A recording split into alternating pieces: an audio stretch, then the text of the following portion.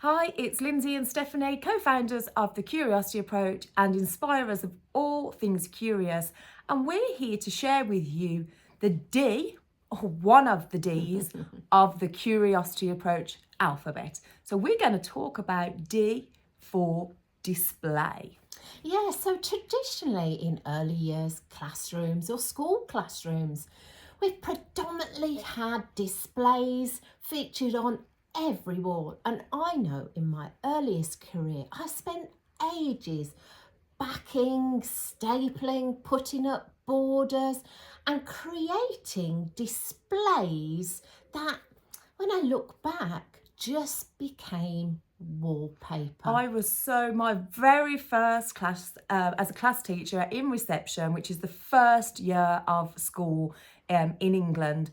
If you'd have seen my classroom, it was a wash of every single primary colour. Every single space was filled, the windows, and I was so proud of it.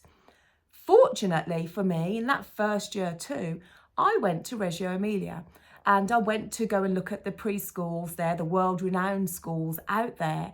And that's when I started to understand the effects of our environment on us as people, as humans, and how significant that can be for overstimulation.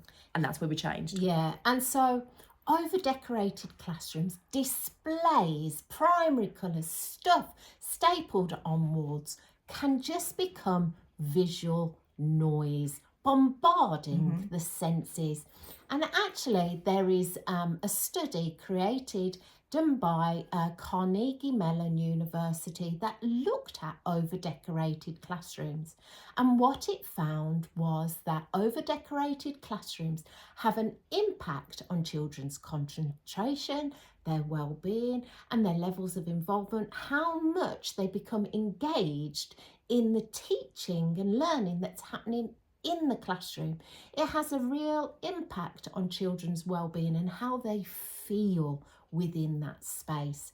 So it's really important that we be aware of the environment and over decoration, and are displays really necessary in our classrooms? Yeah, absolutely. So there is so much research out there. You know, you can look at Elizabeth Jarman, Communication Friendly Spaces, Steiner schools and their use of colour through their classrooms and how thought about that is. There's so much out there for you to understand about using calmer, neutral spaces within your environment and the use of displays. Yeah, because at the Curiosity Approach, we're not saying you have to get rid of all your displays. No. And we don't hate colour, do we, Steph? Oh my goodness, no. Because displays are a great way to demonstrate our learning that's been in action, to display photos, big, impactful photos of children's learning and play opportunities in action.